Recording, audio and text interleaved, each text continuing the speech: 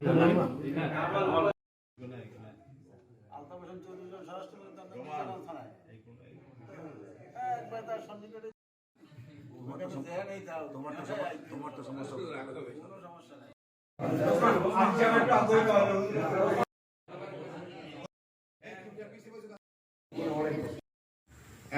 আদর্শ রাজনীতিবিদ তার যে গুণাগুণ থাকা দরকার আমি নুরুল ইসলাম মঞ্জুর সাহেবের মধ্যে সেটা পেয়েছি। ব্যক্তিগতভাবে সে ইতিমধ্যে আপনারা জেনেছেন যে কাউখালী পিরিজপুর জেলা এলজিইডির কাজ বন্ধ ছিল। এলজিইডির কোনো কাজ ৬,০০০ কোটি টাকা লোপট হওয়ার পরিপ্রেক্ষিতে দুদকে মামলা হওয়াতে আমাদের এই এলাকার জালুকাঠি এবং পিরিজপুর একটা প্রজেক্ট আছে, যে প্রজেক্টের জালুকাঠি অংশে কাজ হয়, আমাদের কাজ বন্ধ ছিল।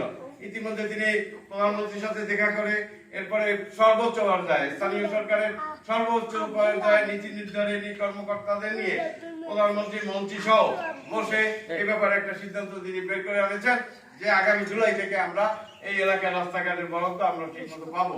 এরপরে অন্য ডিপার্টমেন্টেও একটা মুহূর্তের জন্য তিনি কিন্তু বসে থাকেন না।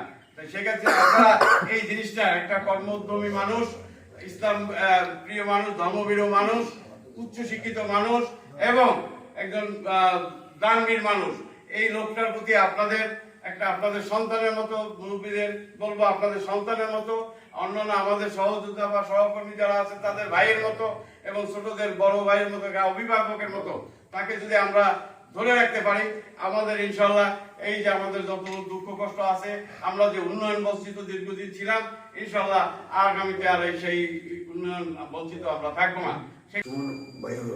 একটা প্রতিষ্ঠান, সে প্রতিবার বিপুল অঙ্ক অর্থ সাহায্য সহায়তা করেন এই প্রতিষ্ঠানে, অথচ এই প্রতিষ্ঠান সে আজ পর্যন্ত দেখেন।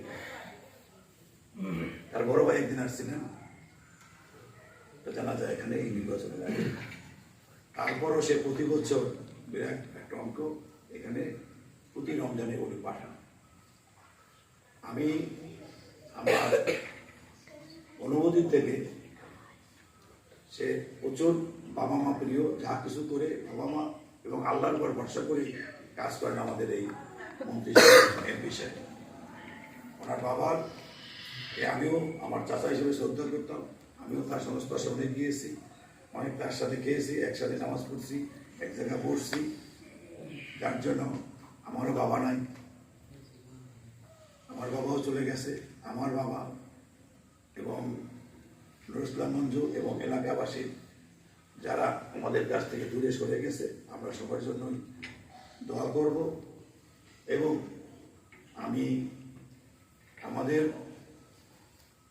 মন্ত্রী সাহেবের প্রতি বিশেষভাবে আবেদন করব যে আমাদের এই প্রতিষ্ঠানটা সে সবসময় সদায় দৃষ্টি রাখেন এবং এই প্রতিষ্ঠান বাংলাদেশের যদি একটা প্রতিষ্ঠান থাকে বা 10টা প্রতিষ্ঠান ভালো প্রতিষ্ঠান থাকে, তার ভিতরে খুব নিয়ম শৃঙ্খলভাবে এখানে এতিমখানা পরিচালিত হয়, এই মাদ্রাসা পরিচালিত হয়, যেখানে নাই।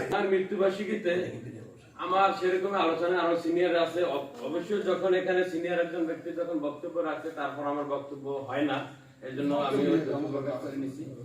বিষয়টা হলো আজকে ওনারই ছেলে, আবার আপনাদের সকলের সমর্থনে উনি এমপি হয়েছেন, মন্ত্রী হয়েছেন। আপনাদের প্রতি আহ্বান রাখবো যাতে ওনার হাতকে আরো শক্তিশালী করে এই অত্র ঈদের অবহেলিত অঞ্চলের উন্নয়নের জন্য তাকে আরো আমাদের অন্যান্য আত্মীয় স্বজন মুরল পেয়ানেকেরাম যারা যেখানে কবরের সাথে সকলে আরো সব মসজিদে যারা বিভিন্ন প্রকার সাহায্য সনদি করতেছে, সকলের সাহায্য সনদি ভরপুর কবুল করে, সব তাদের মুরব্বীদের কবরে পৌঁছে সত্য নামাজ সকলে আদায় করতে পারি তৌফিক দিয়ে আল্লাহ। আল্লাহ যা কিছু পাঠ করেছি ইহাতে যে সব মঞ্জুর করেছে, ইয়া সাফাকানা